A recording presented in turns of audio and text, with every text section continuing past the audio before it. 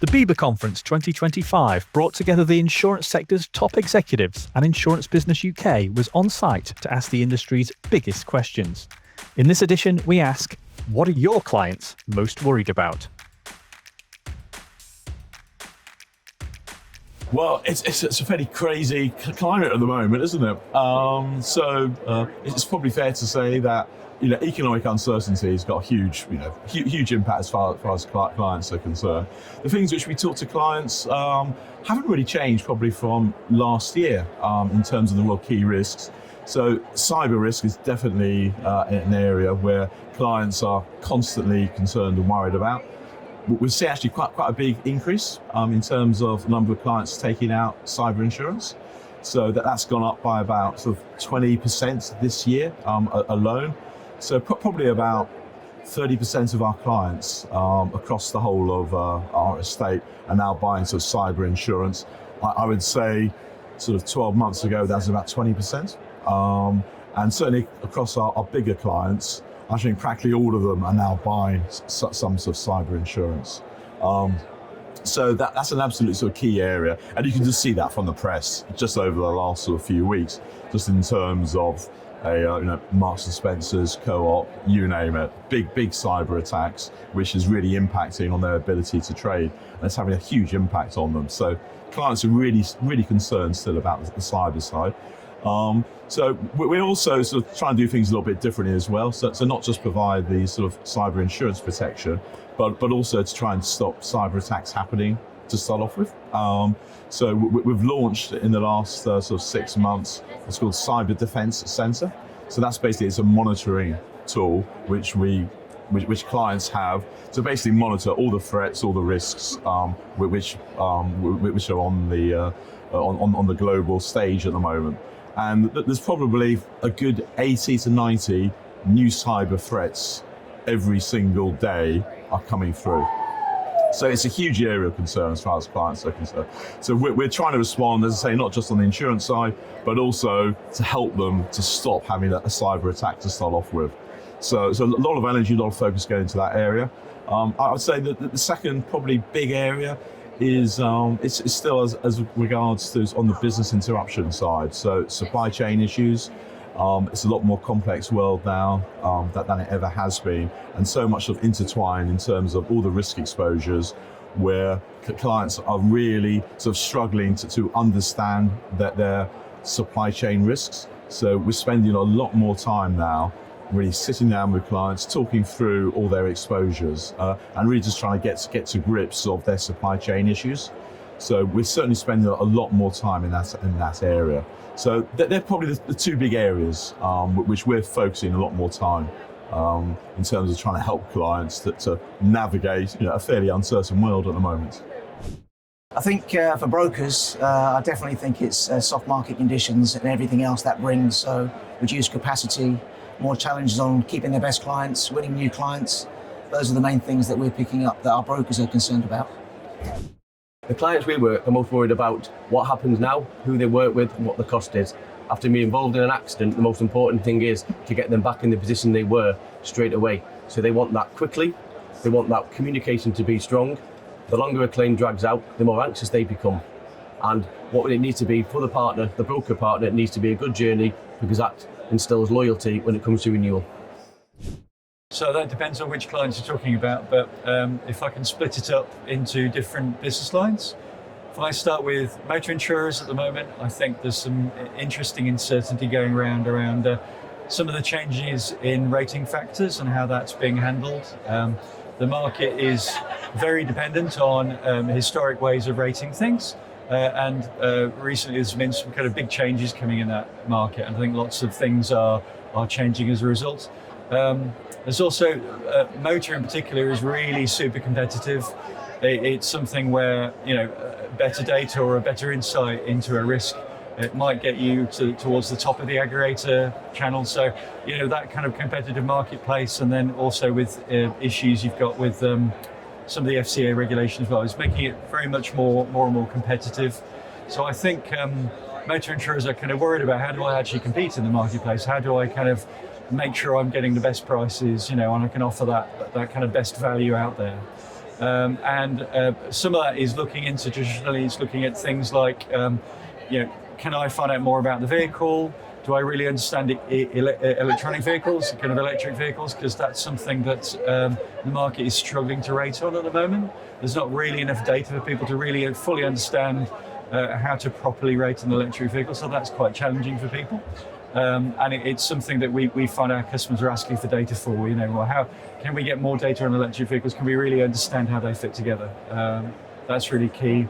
And I suppose the other element is where you're kind of moving into a space where the market has always had an interest in ADAS data, particularly at kind of vehicle level. So not just that model could or could not have emergency braking or lane detection or something like that, but equally has that been chosen for that particular car, and that's been seen as an important thing. But actually, kind of moving on from that, it's actually not just whether the car has that data, but also whether it's been switched on or off. And that is kind of moving the market, I think, over a period of time, much more towards connected car, because the pool of vehicles that you've got that will receive that kind of data is getting bigger and bigger and bigger. More and more OEM manufacturers are providing that kind of information.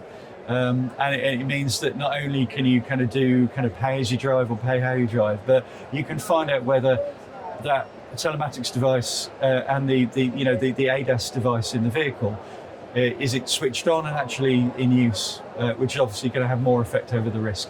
So that's going to be quite interesting. For home insurers or property insurers generally, I think in the commercial line space, I think there's some issues to do with data quality that comes from a broker. So you might have a name and address of a business, but then getting it in a good enough quality to then match that to a data set can be quite challenging. So Verisk are doing quite a lot of things to try and improve matching as much as possible to try and get to happen. Also on property data, it's how you kind of make sure that you're looking at the right part of the property when you're trying to assess it. Are you looking at just the whole building, or are you looking at just part of the premise, or whether you're looking at all of the buildings on a site? And being able to get all of that data together in one place can be quite challenging. There's a lot of interest around not just understanding the risk of the business that you are insuring, but also what is next door to the businesses that you're kind of working with. Is there a fireworks factory or a fish and chip shop next door? How that all fits together. Following the major recent UK retail breaches, M&S, Co-op, and other major entities such as that, a lot of our policyholders are looking at how they can better protect themselves. They're looking for guidance, they're looking for support, they're looking for how to be more cyber mature as organisations.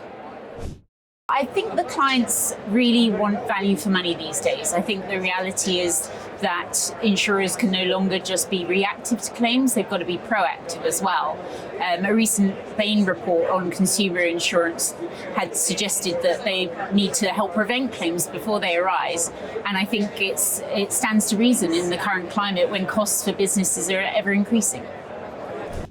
I think our clients, we live in a very complex world at the moment, and I would say our clients are probably most worried about changing regulation, quite a lot of protectionism that is taking place amongst different administrations globally that's having a big impact on all of our clients, really. They're not always sure what the future's going to hold, and uncertainty for business is never a good thing, so it makes it difficult to invest and plan for the future. So I'd say that's a big area of concern. The other area I think that our clients are worried about is around cybersecurity and IT security.